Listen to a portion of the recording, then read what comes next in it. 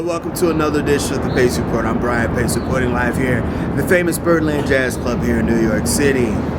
Blessing the band stage in his return to New York City is trombonist, educator, and composer Wycliffe Gordon. Cone, as he's known to many people and is his nickname, has blessed the band stage for well over 30 years. Now currently he's in town playing with his quartet, and it's a hodgepodge of musicians from all over the world. But he's also in this unit playing tribute to the great Louis Armstrong, who was one of his musical heroes. Tonight I had a chance to sit down to break bread with him to talk about the importance of Louis Armstrong. We also reflect on the legendary Curtis Fuller, who made his transition with the elders during this COVID-19 pandemic, as well as sit down and talk about the legendary Fred Wesley, as well as his role as an educator, how he's bringing not only the education, but also the music and the language to the next generation. So sit back, relax, and enjoy highlights of the legendary Wycliffe Gordon performing with his quartet live here at Birdland Theater, here at Birdland, here on the Pace Report, here in New York City.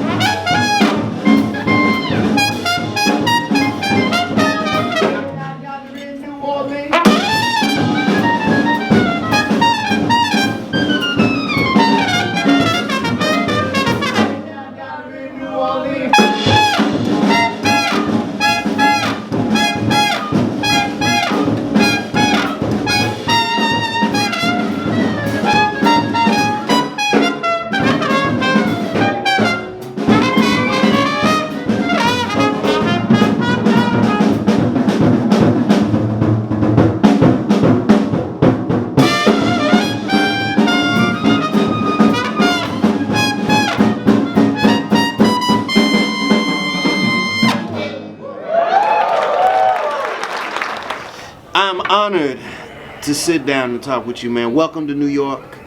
Oh, no, yeah, thanks. Good to be back. It's the first time since this whole crazy world shut down 2 years ago.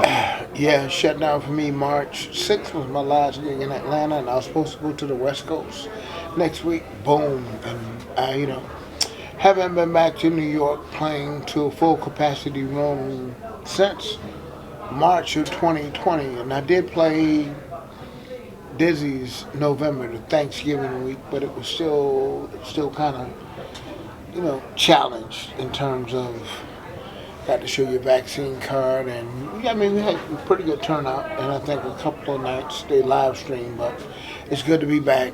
We here at Birdland, and they're just, full on. Every set has been sold out, man.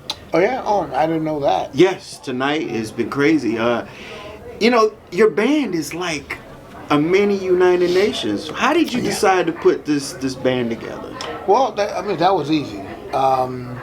Louis Armstrong, who's a great influence of mine, a great source of inspiration, he had this group called the All-Stars, and he said that band was supposed to be the epitome of what America was supposed to look like. So it wasn't one race, one sex, it wasn't one region of the country. And so I kind of took that concept, and with the guys I had in the band that I would play with from time to time in different situations, I was like, wow, I should put a band together with Adrian, who's from Australia, Yasushi, who has roots in Japan, Ehud. He's from Israel. Yeah, he's from Israel. But he's lived many places. He speaks, fluent 7 languages. Spanish, French, Portuguese, and then the language in between the languages.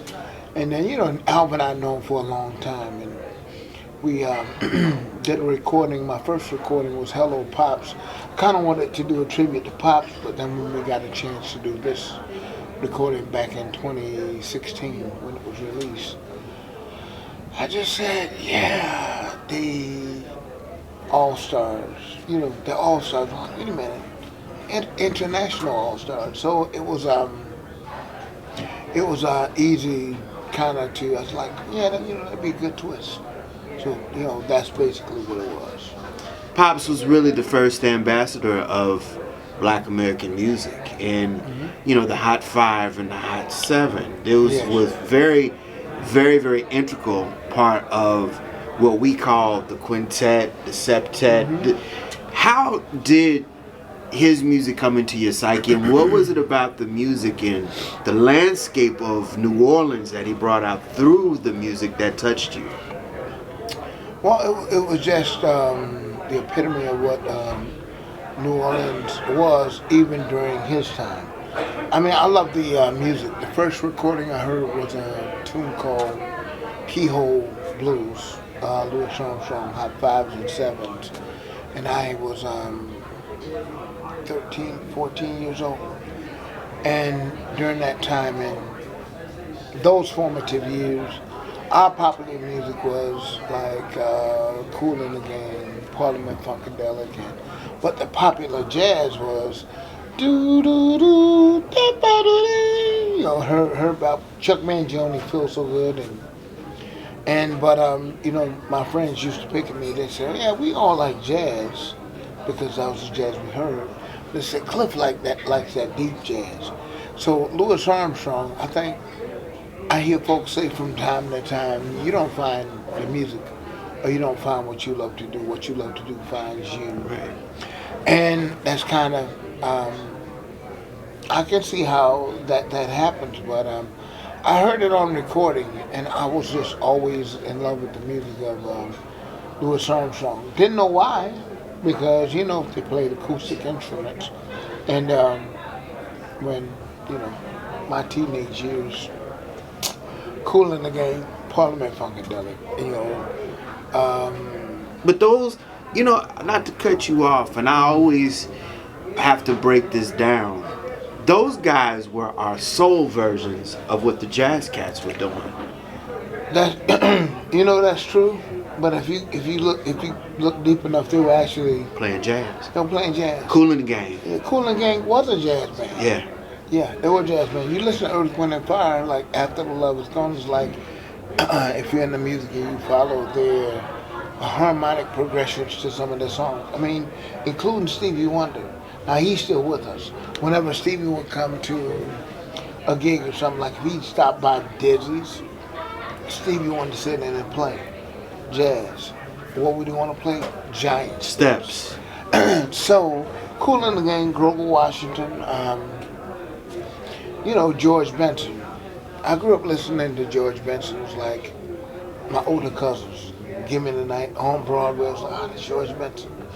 But when I heard George Benson playing in The Hague, in Holland, when they used to have the North Sea Jazz Festival, walked in the hotel about 2 o'clock in the morning. This hotel, you walk in, small hotel, but they had a bar downstairs. Musicians would go down there and they would play until the damn sun came up. And I walked in one time and they were playing the song. The song is you.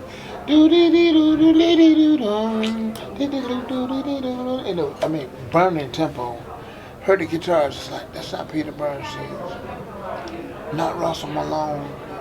I went downstairs and it was George Benson. Now I felt like he could play jazz, but all I knew was Give Me the Night on Broadway.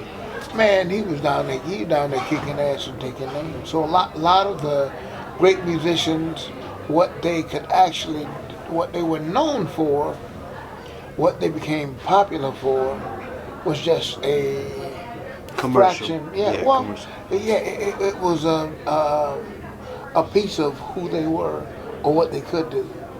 But when you start dealing with the scope of who they were as musicians, they all play jazz. They all play jazz. They all play jazz. Do you know what it means to miss New Orleans and miss her both night and day? I know I'm not wrong. The feeling's getting stronger the longer I stay away. Yes, Mr. Moss-covered vines, those tall sugar pines, where mockingbirds used to sing. And I'd like to see the lazy Mississippi hurrying into spring. Yes, the moonlight on the bayou, those Creole tunes that fill the air.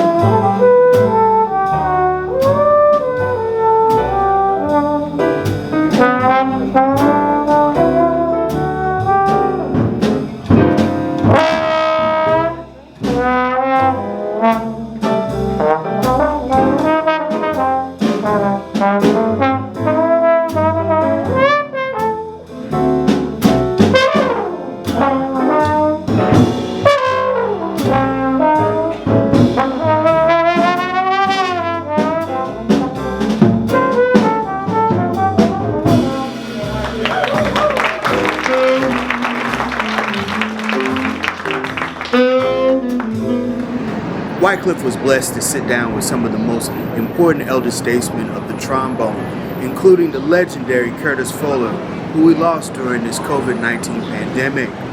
He sits down and he reflects on what he means to the world of jazz music as well as jazz trombone. But what set him apart, I'm not sure. I think that generation of musicians, Slide Hampton, Curtis Fuller, J.J. Johnson, even though he was a little bit ahead of them, they had something that we rarely see amongst younger musicians today. They were hungry. They really wanted to play the music, and they went, they studied the lineage of the music. Even though they were popular for bebop or whatever they did. It was Curtis Fuller, J.J. Johnson, I'm getting old, I can't think of the third person of it. Oh, Slide. Man, they came up at a time where, and to be mentioned amongst those guys, you came with it. There was no question in terms of what they brought to the instrument, the trombone, and then what they brought to the music called jazz. They had their own sound too. Yeah, they had their own sound. They had their own sound. Yeah, Curtis had his sound, JJ had his sound, Slide had his sound, and I met all three. I got Al Great. He had his sound. Wow. And I remember specifically one time I met with Slide Hampton. We were backstage playing something. He was like, "Yeah, let's play." Met him. I mean, young kid on the block, and we were talking. I had been working on this Bud Powell tune called "Dance of the Infidels." So, and I was pretty kind of patting myself on the back, like, man, it's a difficult tune, blues, slick changes. So I'm playing with backstage with Slide. We had, I don't know, 30 minutes or so before the show started. And I said, you know this tune, Dance of the Infidels? Like, yeah, I know. Yeah, I think I know. We started playing it in F, right? 3 or 4 chords going back and forth. Slide started going up in half steps, playing the melody and the chorus, and it all sounded the same. And never did he say, young blood, get your shit together. But without saying that, he said, young blood, get your shit together. Man, he went through all 12 keys. I was like, oh. Slide, Curtis, JJ, that's who they all were. But I had that experience with Slide, and just as gracious, just smiling, it's like, and all in love. Get your shit together. And I mean, he would never say that to me, but he showed me how he had his shit together. And he would practice. Those guys, they would practice. They would learn the music. They would learn the idiom that they're playing in, and they would learn the lineage, and they had their own approach. So I can listen to JJ, Slide, or Curtis, and I can tell them, and they were equally important in terms of developing their voice. So, and I loved all of them. Cone, how did you develop your voice? Because, it takes a while to shed. And I remember an interview you said about how, you know, when Wynton first asked you to join the group and you felt you weren't ready, but the only way you're going to get ready is when they throw you on the band stage. How did you get your voice? Well, doing that. I mean, it was a lot of things. So yeah, you got to be thrown in the water. You got to learn how to swim, but then you have to learn the various things that's gonna help you to swim. So Wynton did put me out there, but by being with Wynton, I met Steve Turre, I met Art Barron, I met I met Slide Hampton, I met Al Gray, I met J.J. Johnson. Did you meet Bob Brookmeyer? I did. Yeah. I met Now him. that guy could write. Yeah, he can write. He can play his ass off Too, yeah. Yeah. But I got a chance to meet these guys, and being I had the opportunity to have the exposure, and that's the thing. A lot of time people are exposed, but you can be exposed to something if you don't pay attention. You know. Well, yeah, I was exposed to it. I saw it, but I had no interest. I was never not interested in that. I met classical cats, Joe Alessi, trombone players that were and that are still great, and I would just learn from them. So it was an opportunity. I was like, yeah, you want to play. You meet one person, but it's never just one person. That one person and all the things that come with that. She's like, you know, I met Britt Woodman, who played with Duke. Yeah. I met with Buster Cooper, my guy. I bet that was a school within itself. No, it was a school within itself about the trombone playing, but the man, it was just like Buster Cooper would come around and he'd say, hello, hey, baby. It's just like, it didn't matter that he played trombone, like just, you know, brashing in your face. That dude made you feel good about living, being alive. Something that just went beyond that. And I thought about it,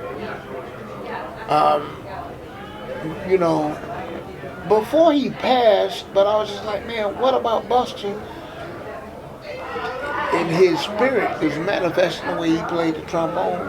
But it's like the trombone, you can, oftentimes music can say what words can't. And then the other way around. With Buster Cooper, man, you walk up to Buster, you know, before you hear him play a note, he was that kind of cat. When you saw him, you just felt good about being alive. And I'm just like, I had experienced that in small doses with Buster, like, wow. Hey, baby, how you doing? Go to his house, you know, meet his wife and, you know, kind of hang with them. And I was just like, the first time I heard him play, because before I met him in 1999 at Lincoln Center, and, you know, they had a celebrating the centennial of the birth of Duke Ellington. This trombone player screaming. I was like, wow, man, this guy, man, who's that? Kind of like, you know, United House of Prayer-ish. Mm-hmm. I was like, that Buster Cooper. Met him. I'm a young dude, man, just coming on the scene in New York. Man, hey, how you doing? This shit, like, it was really, really cool. Britt Woodman was like that. He was one of the cats that would always be encouraging. He said, man, you know. Was he regal like Duke? Britt? Yeah. I don't think anybody was really like Duke, but at the same time, a lot of people, they kind of were like Duke. Yeah. Yeah. Right? Yeah, I mean, you know, Britt was, you know, Britt was quiet, but a monster, man. A monster. Beautiful sound, beautiful tone. And I was just like, and, you know, great inspiration for me. But, you know.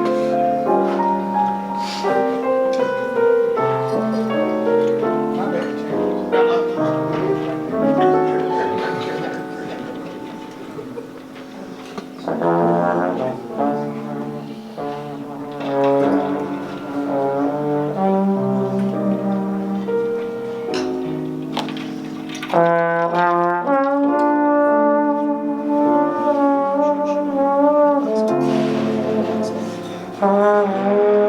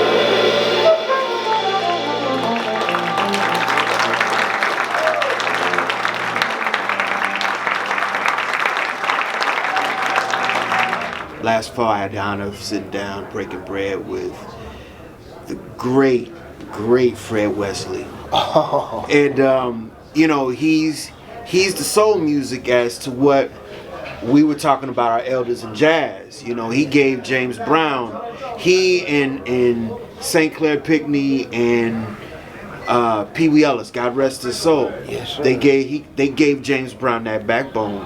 What was about his trombone playing that just Who? Fred? Fred? Oh man, yeah. Well, when we were talking about George Benson, when we were talking about Grover Washington, when we were talking about Kool in the Gang, Fred, same thing. Yeah. Fred was a jazz musician, and he aspired to be.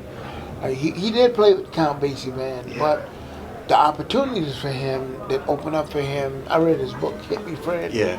And man, I really love me some Fred Wesley because he wanted to be, bebop trombone player. He wanted to be a jazz trombone player, and he was, and he is. Yeah. And I'm thinking there was one time we had a trombone summit in Toronto. It was Fred Wesley, Steve Turay, myself, and Slide. And so we were playing, da da da da, Alone Together and all that stuff. And then Steve said, "Hey man, let's play some pocket and let's play Chameleon." Now we can all play jazz. We could play all that stuff and we could play funk. But when the band started playing Chameleon, from Fred's first note, I was like, "Damn it, that's it." That's Fred.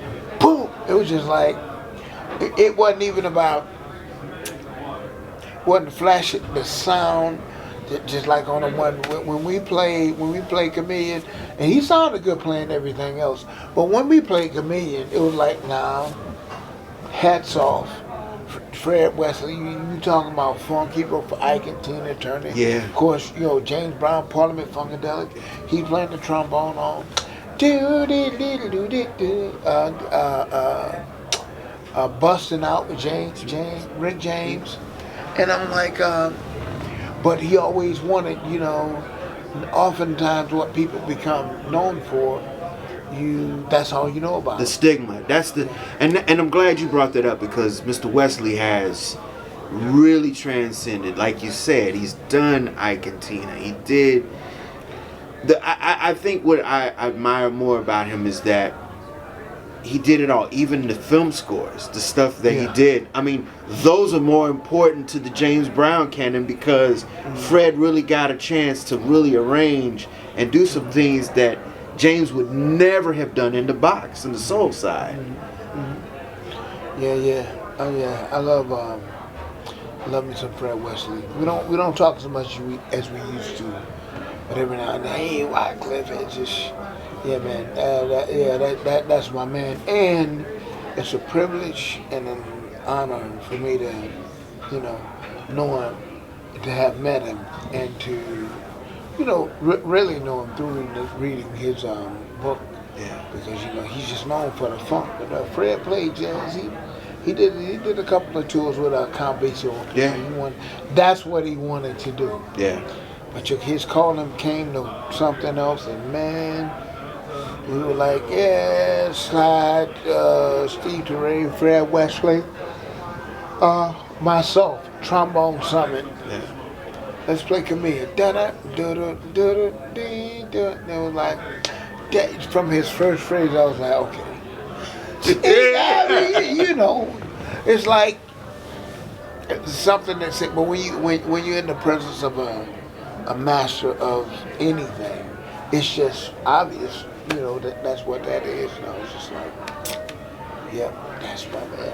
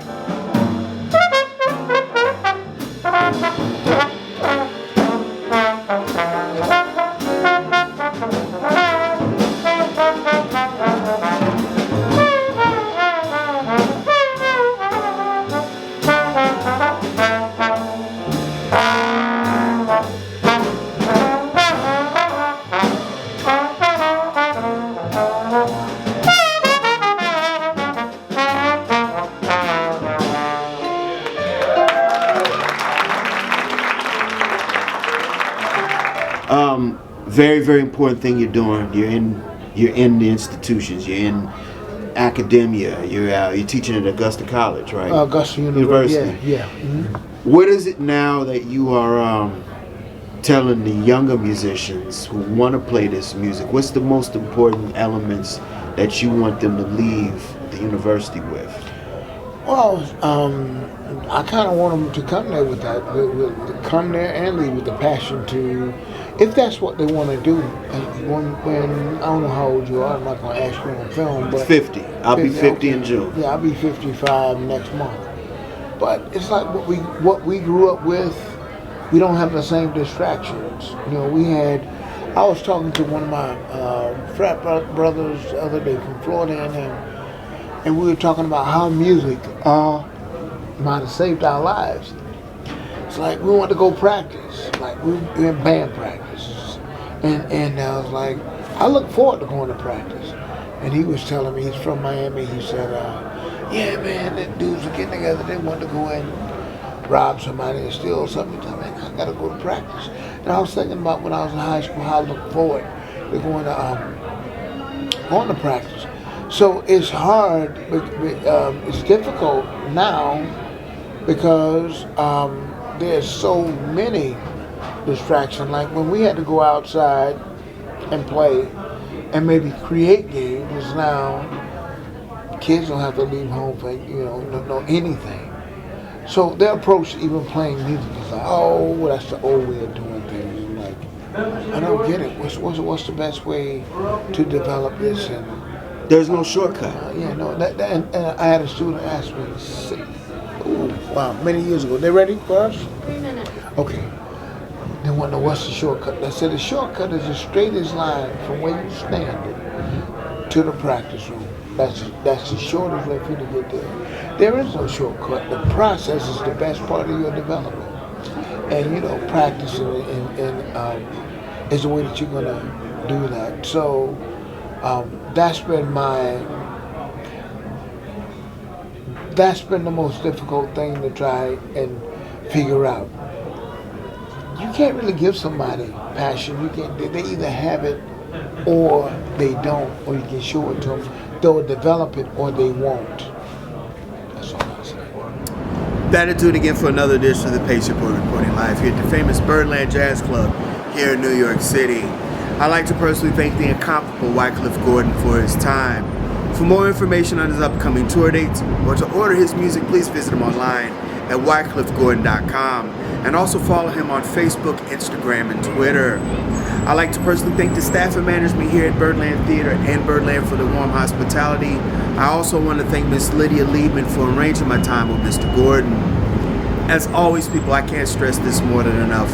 Please like, share, and subscribe to my videos here on YouTube and Vimeo, as well as leave comments, as well as follow me online at thepacereport.com for my weekly column, as well as my past segments.